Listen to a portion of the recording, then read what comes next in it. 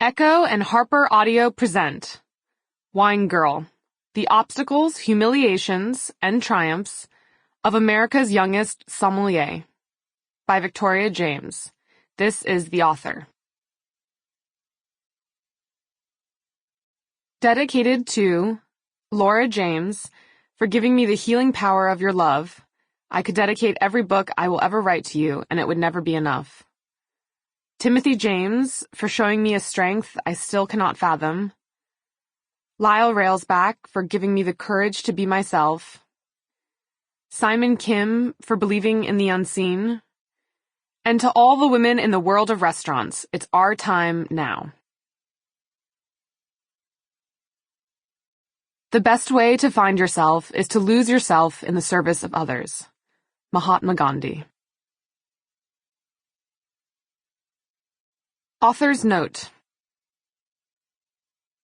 This is an account of my experiences as a child, restaurant professional, and sommelier. The stories recounted in this book are based on my memories, stacks of diaries, both mine and my mum's, emails, messages, court transcripts, letters, and public records. All stories have been read and deemed accurate by family members and colleagues. Some names have been changed, but this otherwise remains a true narrative.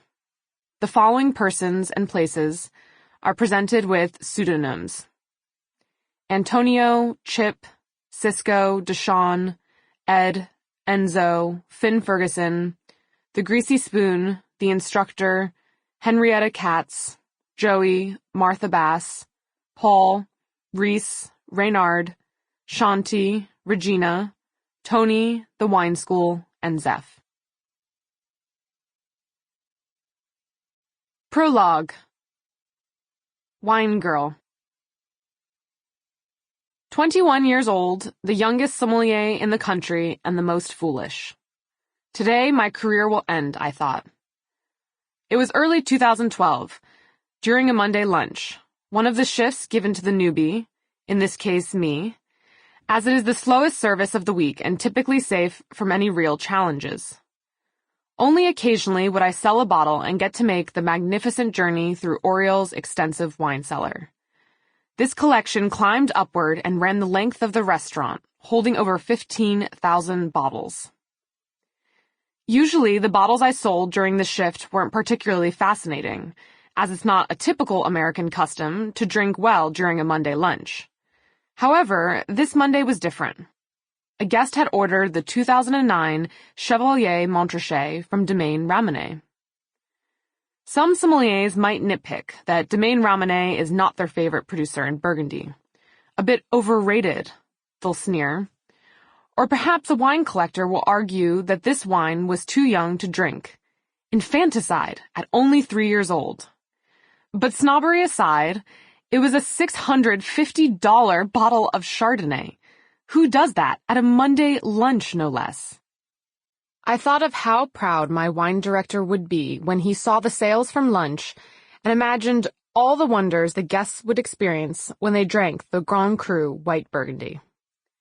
I had never tasted the wine, only read about its notoriety and rarity. The guest who ordered the Ramonnay was at table 100. In restaurants, tables are numbered for practical purposes. It was one of the best tables in our dining room, surrounded by a plush banquette and pillows. Sometimes, this comfort led to loose wallets. The captain scurried to find me after receiving the order. With the wine list still carefully propped open to the correct page, he pointed to the $650 one. His eyes screamed, "Ka-ching." I held my breath as his fingers scrolled from the price over to the left. 2009, Domaine Ramonnay, Chevalier, Montrachet. At first, I was sure this was a practical joke. As the new girl, I had grown accustomed to all sorts of ruses. "Let me just double-check," I added, hesitant. The captain's face dropped as I took the wine list from his hands and walked over to the table, where 4 men lounged.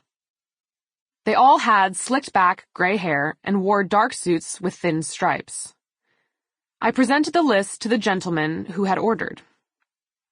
"Pardon me, sir, I wanted to confirm your order of 2009. Sample complete. Ready to continue?